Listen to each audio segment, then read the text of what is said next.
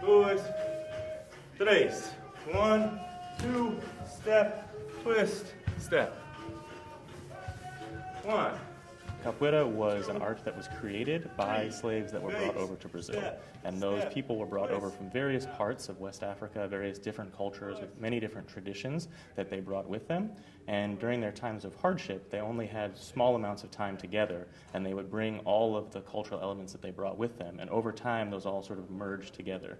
So some of those were martial arts traditions, some of those were dance traditions, some of those were musical traditions, and they all forged together with local Brazilian music and style to become a uniquely original Afro-Brazilian martial art.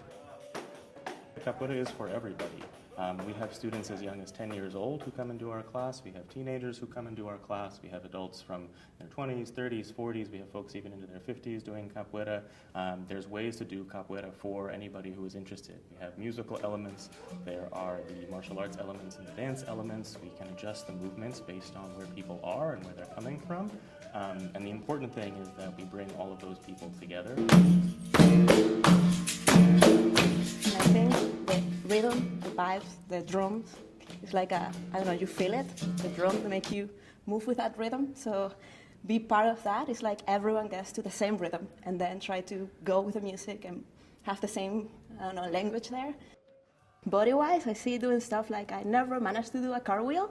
I'm getting there with the training. So I see like the strength and my body doing stuff that I didn't do a year ago. And I'm very shy, but everyone is so welcoming that I kind of have a space to just be. I like that it mixes I guess when I was first introduced to it, it was like kind of quote unquote dance fighting. And I love dancing, and I did martial arts, like a different martial art as a kid. And so I like that it merges kind of both. And it's also like a conversation that you have with other people. I like that component of it.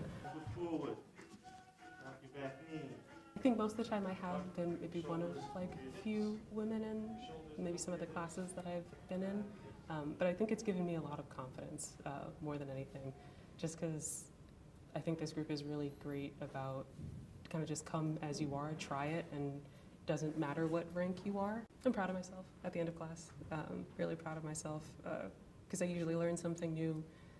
I get to like practice it, I get to kind of interact with people. In doing it, maybe weave it as part of the conversation. So I think I've come away with a lot of pride.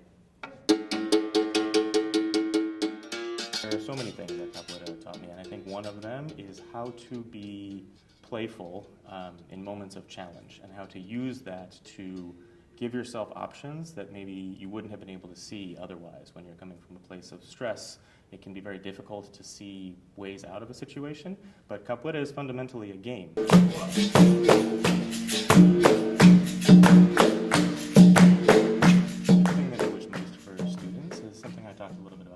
This idea of finding your own voice, your own way of being in the world, and being able to be comfortable with that voice in a lot of different circumstances.